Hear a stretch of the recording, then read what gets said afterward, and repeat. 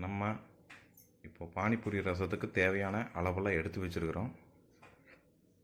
கொத்தமல்லி ஒரு கைப்பிடி, அதில் பாதிக்கும் கம்மியாகவே போட்டுக்குங்க. புதினா அதிகமாக போட்டிங்கன்னா கசப்பு எடுத்துக்கும்.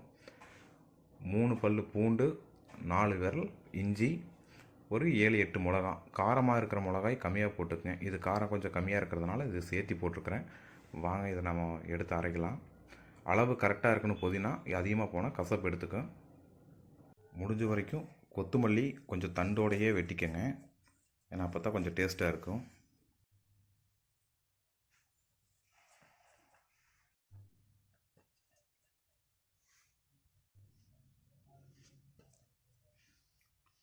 கொஞ்சமாக நம்ம கொஞ்சம் தண்ணி ஊற்றிக்கலாம், அப்போ தான் கொஞ்சம் நல்லா அரைக்கிறதுக்கு இதாக இருக்கும். நல்லா நைஸாகவே அரைச்சிக்குங்க. நைஸாக அரைச்சிங்கன்னா தான் இந்த வடிக்கிறதுக்கு நல்லா கொஞ்சம் சௌகரியமாக இருக்கும்.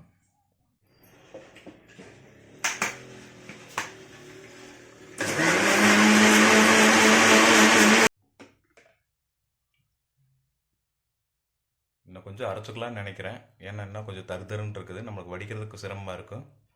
இன்னும் கொஞ்சம் அரைச்சிடலாம்.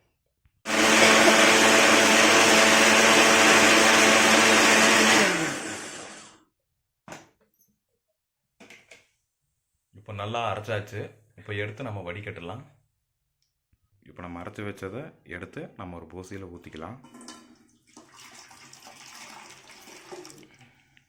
ஃபுல்லாகவே ஊற்றி கொஞ்சம் அலாசி ஊற்றிடலாம். அந்த கெட்டியாக இருக்கிறத நல்லா நைஸாக அரைச்சிக்கங்க. நைஸாக அரைச்சிட்டா வடிகட்ட தேவையில்லை. ரொம்ப தருன்னு அரைச்சிங்கன்னா நீங்கள் வடிகட்டுற மாதிரி இருக்குது. வடிகட்டுறதா இருந்தால் கட்டிக்கலாம். நீங்கள் நைஸாக அரைச்சிட்டிங்கன்னா அப்படியே ஊற்றிக்கலாம். நம்ம கடைக்கு தான் நாம் இந்த பானி தண்ணி கரைச்சிட்ருக்குறோம். அதனால் நம்மளுக்கு தேவையான அளவு நாங்கள் எடுத்துக்குவோம். ஏன்னா நம்மளது பானிபூரி கடை இருக்குது. இப்போ நம்ம கடையோட அளவு தான் நாங்கள் வச்சு நாங்கள் செஞ்சிட்ருக்கோம்.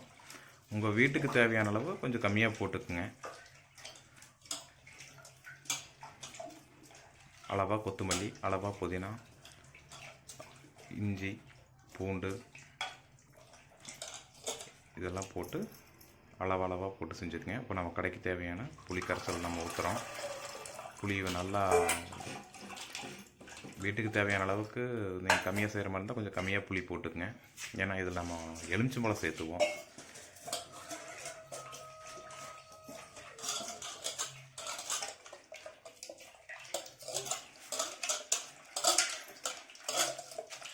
நல்லா கரைச்சி ஊற்றிக்கலாம்.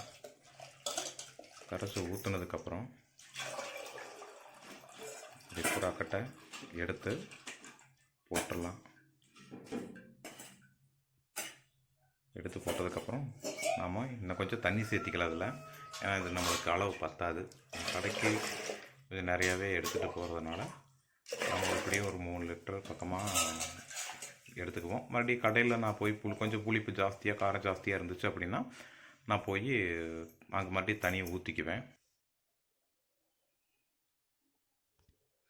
இப்போ நம்ம தேவையான அளவு நம்ம உப்பு சேர்த்திக்கலாம். உப்பு கொஞ்சமாக டேஸ்ட்டுக்காக, வெல்லம், எலுமிச்சம்பழம் அரைப்பழம் புழிஞ்சு விட்டுறலாம். இந்த வீடியோ பிடிச்சிருந்தா கண்டிப்பாக லைக் பண்ணுங்கள், கமெண்ட் பண்ணுங்கள், மறக்காமல் சப்ஸ்கிரைப் பண்ணுங்கள். உங்கள் ஆதரவு கண்டிப்பாக எங்களுக்கு தேவை. இதே மாதிரி தொடர்ந்து வீடியோ போடுறதுக்கு எங்களுக்கு கொஞ்சம் மோட்டிவேஷனாக இருக்கும். நன்றி.